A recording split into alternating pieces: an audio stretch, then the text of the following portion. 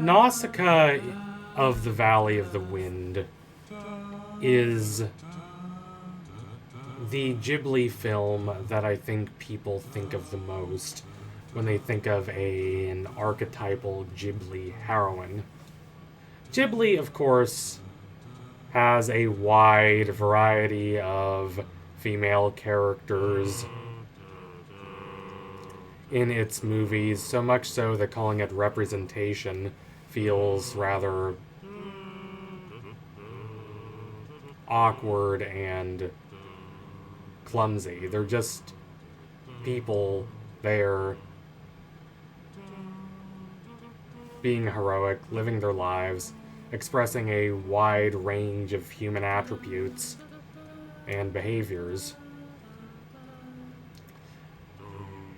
There are characters ranging from the young but plucky Chihiro in Spirited Away, who starts off as a bit of a brat, who gradually becomes more mature and hardworking when she is placed into a situation of crisis.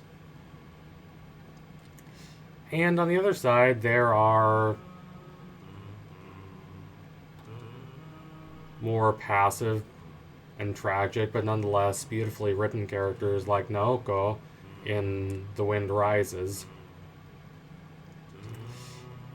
who has an almost fairy tale-like quality about her as she tries to summon the strength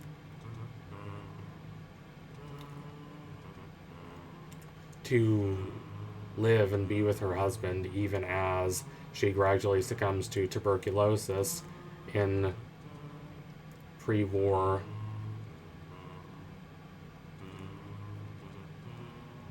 or at least pre-Pearl Harbor Japan.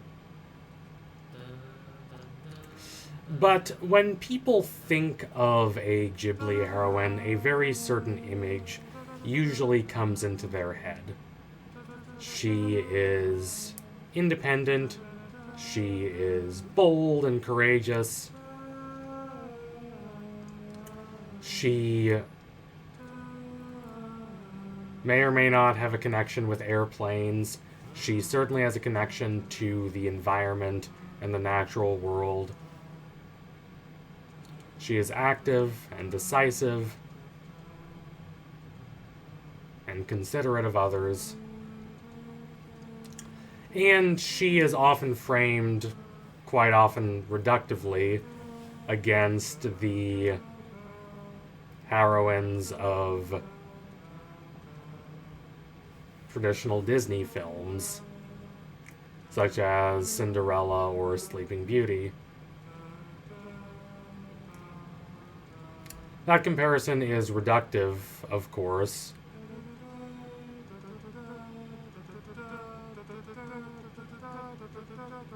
Ghibli heroines are, I would say, better than Disney heroines, but that's less for political or ideological reasons and more just because Ghibli heroines are really, really well written, because all characters in Studio Ghibli films are very, very well written, since Studio Ghibli films are some of the most profound and insightful films of the last 40 to 50 years. But there is this archetype, and Nausicaa fits that very well. She lives in this post-apocalyptic world that is torn apart by ecological strife and the vices and bitterness of humanity. And nonetheless, she rises above that turmoil and is peaceful and gracious, but also committed, forthright. She has a delightful little animal companion that is absolutely adorable. And yes, I got one of my own when I went to the Ghibli Museum back in 2018. And I named her San after the heroine of Princess Mononoke. Anyway, Nausicaa is deeply connected with the natural environment, deeply committed to defending the natural environment against human depravity.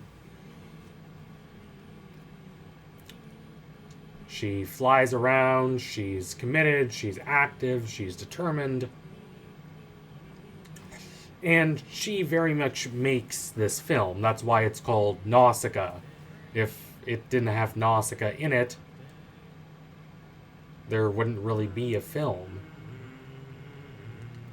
To a certain perspective, that's obvious. Of course, a film needs a protagonist, but the reliance of the film Nausicaa on the character Nausicaa is greater than is the case in most Ghibli films. If, say, San, the Princess Mononoke, Princess of the Beasts, is removed from that film, obviously that's a loss to the complex ideological and philosophical matrix of factions and differing ideologies that the film sets up, but that film still fundamentally works anyway. If you take Chihiro out of Spirited Away, obviously the film suffers a significant loss and would need to be reformatted to make any sense at all, but the world is still clear. The characters and relationships are still very much present. Chihiro is the engine of that world, but she is not always the center of it. Whereas Nausicaa fundamentally makes Nausicaa the film. She places herself at the center of that world and is at the forefront of everything that happens there.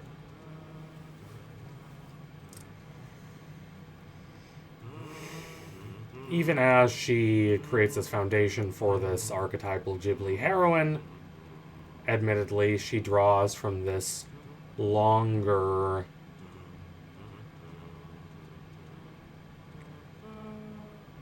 mythology before her. She is named after a character in Homer's The Odyssey, who is also a smart and clever young woman, albeit not someone who is as important to the Odyssey as Nausicaa is to this film. Then there is the archetypal tradition of what kind of narrative this is. It's a mythic quest narrative.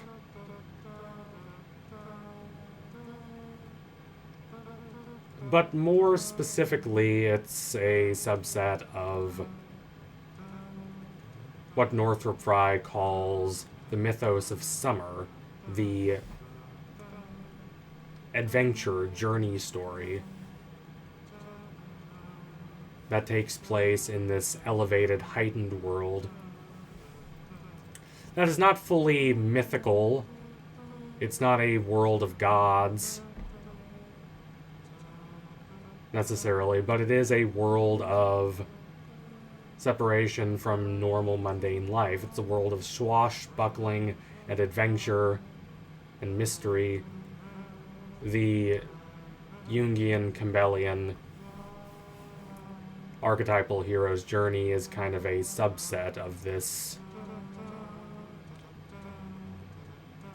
larger archetype of the quest narrative,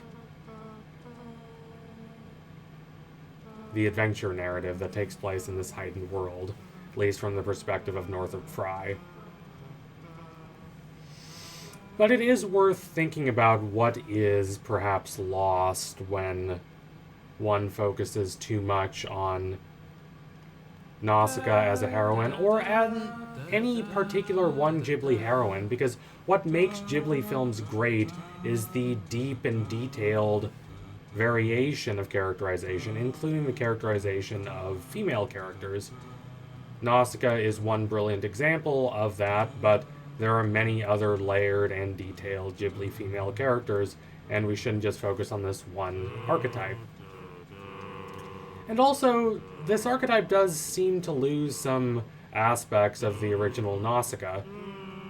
One important aspect of Nausicaa and of a lot of Ghibli heroines is that kindness, that generosity, that good-spiritedness, a desire to do right for the benefit of others. She is adventurous and active, but she also fundamentally serves this greater cause that she believes to be moral and right, and I think that's one aspect of the Ghibli heroine archetype that's perhaps lost somewhat in the popular American imagination. Nonetheless, Nausicaa is a brilliant and thoughtful character, and she is, I believe, the greatest reason to watch Nausicaa, which is saying a lot since there are a lot of good reasons to watch Nausicaa. It's very imaginative and creative. It's Studio Ghibli just starting to emerge, but Nausicaa is the shining light of the film. So thank you all for watching. If you liked what you saw today, don't forget to like, comment, and subscribe. Donate to my Patreon if you can, and you want to see more videos just like this one before anyone else. Take care, everyone. Adios, comrades.